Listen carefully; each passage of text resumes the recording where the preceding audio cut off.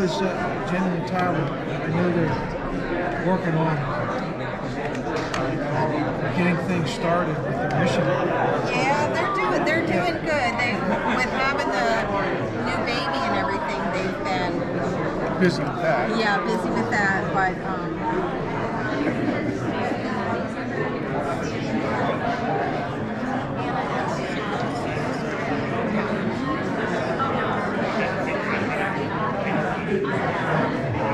This is our son Tim.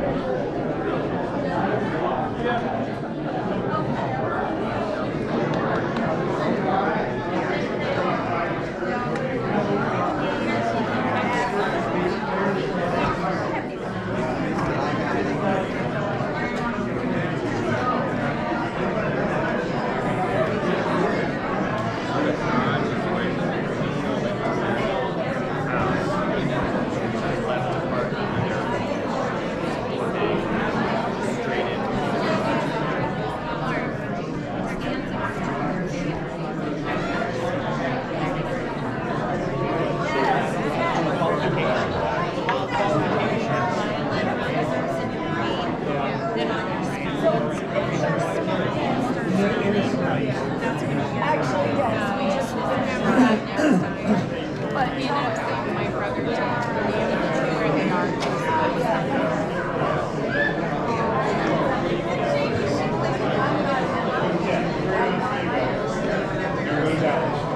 my brother and twice because it's the third report. And then we're going to New Orleans in 2 days there.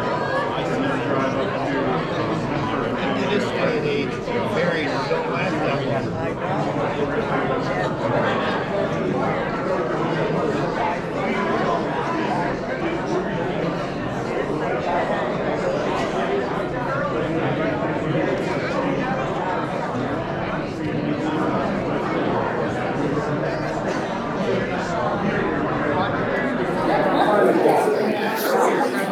Could you all take a seat at one of the tables? Yes. A few comments. I'll have you up by 7:30.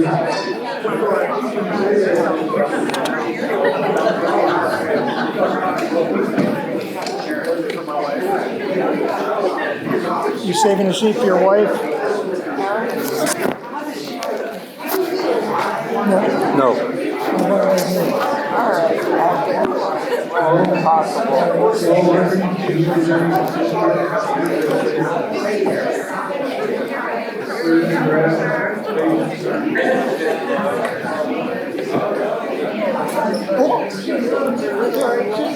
That's all right.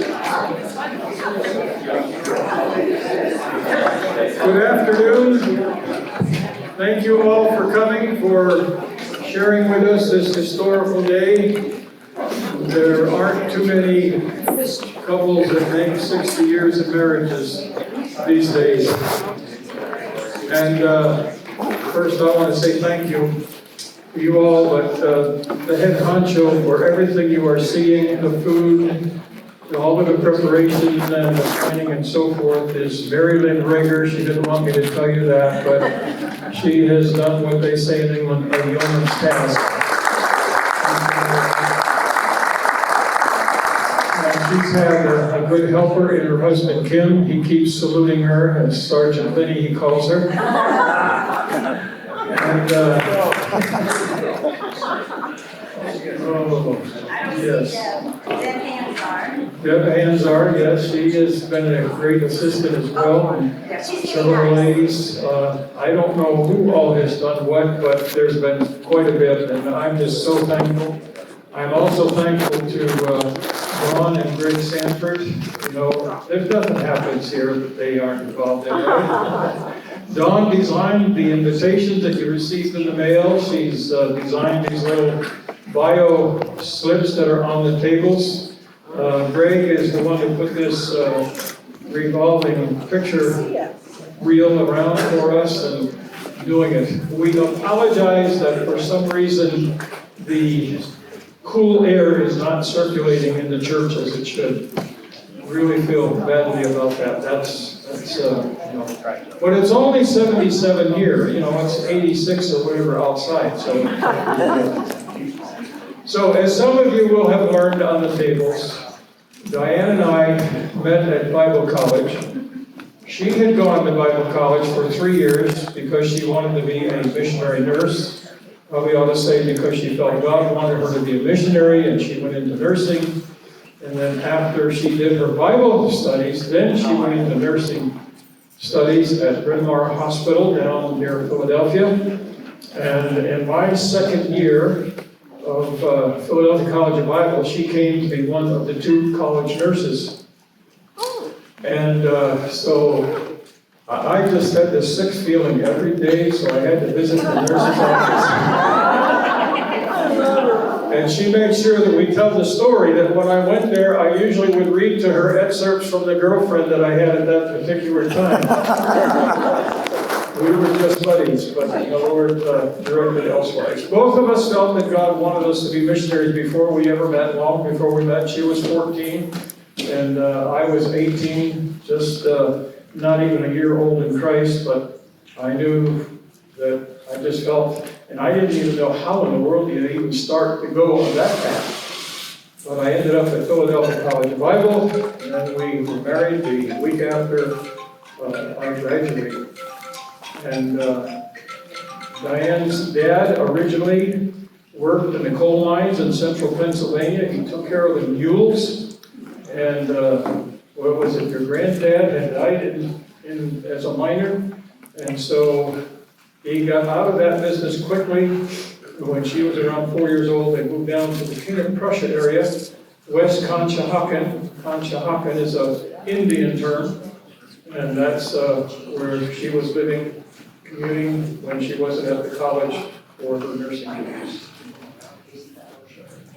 Don't know if all of you, or how many of you understand missionary endeavors, but we believe God wanted us to be missionaries, so we would start making contact with different mission organizations, and we had settled on a mission that was called Unevangelized Fields Mission at the time. And then you remember, some of you won't, but it used to be IBM, International Business Machine, and then everybody started dropping the words and just used the initials, so Unevangelized Fields Mission became UFM International, and then later on they even changed the name of the mission, and now we are Crossworld. As I look back, I grew up in a rather poor family in a housing development in Hartford, Connecticut, and you didn't want people in the rest of the city to know that you were from a place called Charter Oak Terrace.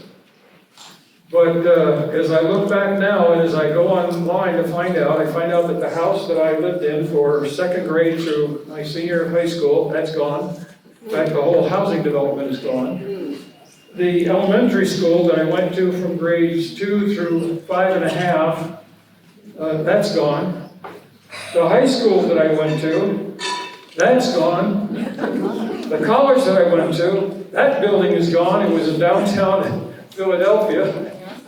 And all these things are gone, but there are memories, and there are people in our lives who have touched our lives, and they, of course, they are all there.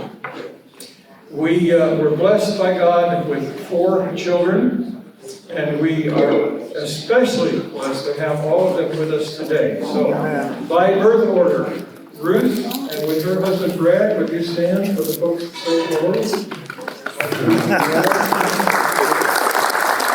They live out in the Grand Junction, Colorado area. And then our second daughter, Mary, and her husband, Brian.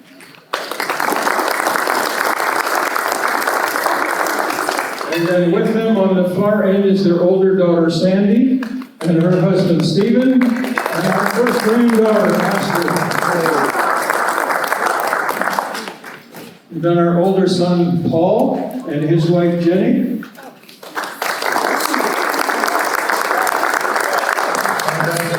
4.5 years after Paul came our younger son, Tim, and his wife, Anna. And his wife, Anna, she also was what they call an MK, a missionary kid. And she was in 7th grade when they started dating. Her dad wasn't quite so sure about that, but they dated, and then Tim went to Moody, and they kind of called it off for a while, but then they decided the Lord wanted them to be there, so they have 3 children, and they have been blessed, we've been blessed. We have 12 grandchildren, and we have 1 great granddaughter. The Lord is very, very good. So, when we went out to Indonesia, I had told our folk that on this end, that I wanted to be involved in teaching in a Bible school, a Bible Institute for the national folk. And we were told by our general director, well, you can't go here, they've got people, you can't go here, they've got people, but over here they want to start one for their tribal group, so you'll probably end up there. That was in the Central Highlands, and we actually was at Nichols that used to be down here where Giant is, that big department store. We actually bought a Ben Franklin stove because in the mountains it gets down to 55, sometimes 50. The diesel fuel that they have out there, sometimes it slugs up because they don't have the additives there for cold weather that we have here. And so we went out expecting to go into the Central Highlands, and 2 months after we arrived, they said, Larkin, we'd like you to consider going to the Bible school that is being started out here in the coastal area. We've been told on the home end that no one could teach there unless they'd had 4 years of experience in the tribal work in the mountains. So never believe the general director when they give you all these instructions. So we went out and we had to sell off our blankets and our Ben Franklin stove and search around for big window fans and try to get it. Now, for those of you who feel deprived on occasion of the utilities, like now, the air is not blowing very well. Our first 1.5 or 2 years at the Bible school, we had 3 families. We had one 1,500-watt generator for the 3 of us. That's basically a couple of light bulbs for each family. In three, in the area. But then later on, we progressed and we got a 20 kVA generator that was powered by an engine that had been on a locomotive down in Australia with our Aussie friends. So we saw a lot of changes. And one thing I tell young people today, if they're interested in missions, the most important tool in your toolbox is flexibility. You have to be flexible.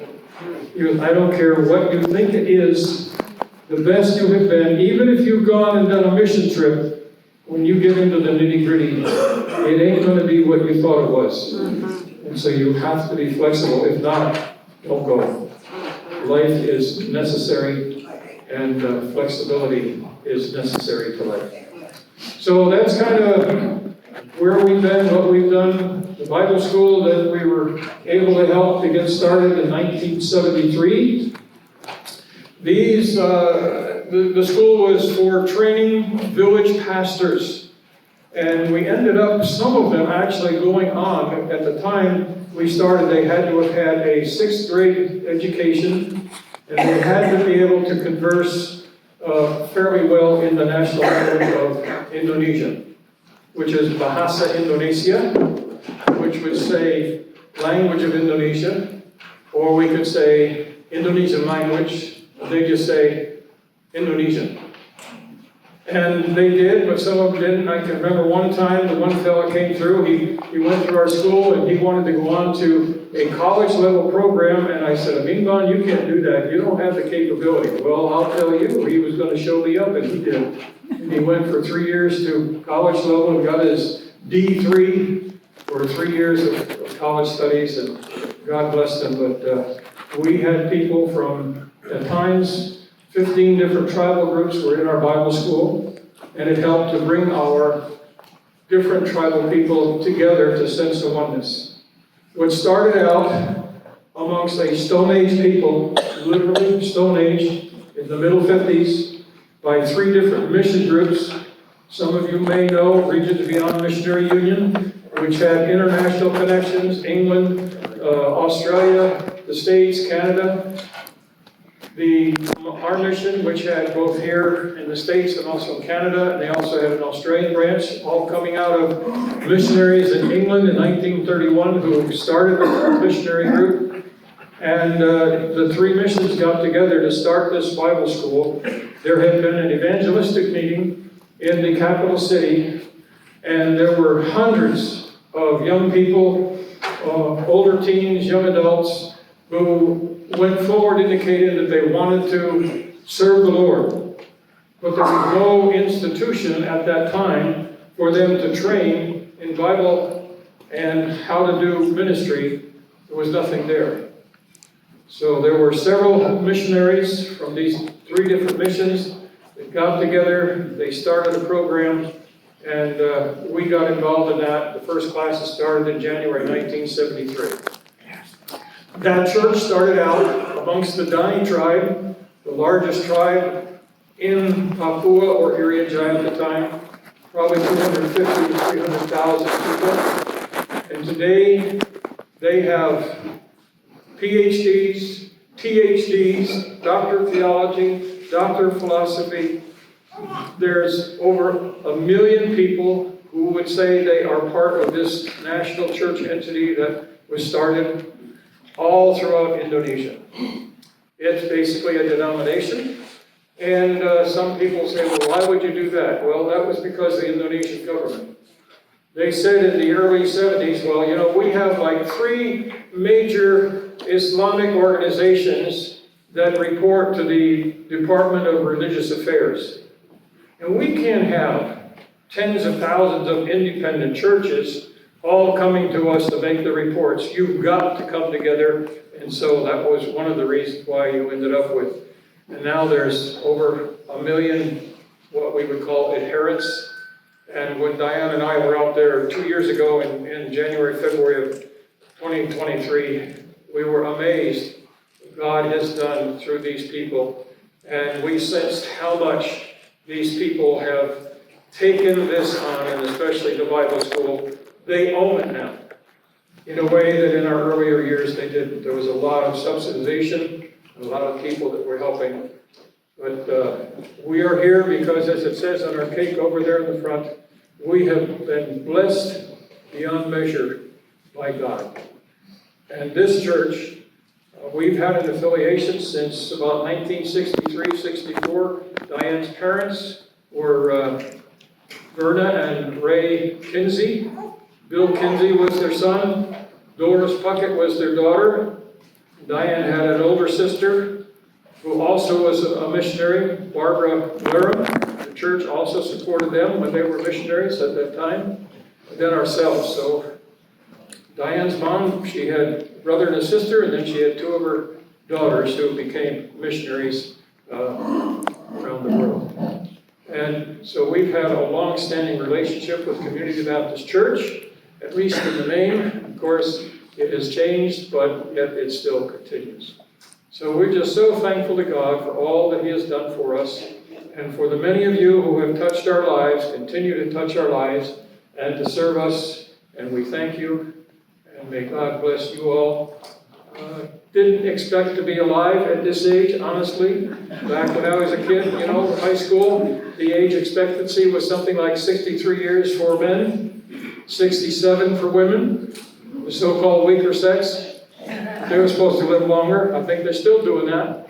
But here we are, celebrating our 60th wedding anniversary, which really was on Thursday, June 12th, because that was the day that we married back in 1965. So again, thank you for coming. It's been great. We just thank you all for the many ways you have shown your love to us. God bless you all. Enjoy. There's lots of food, lots of things to drink over there.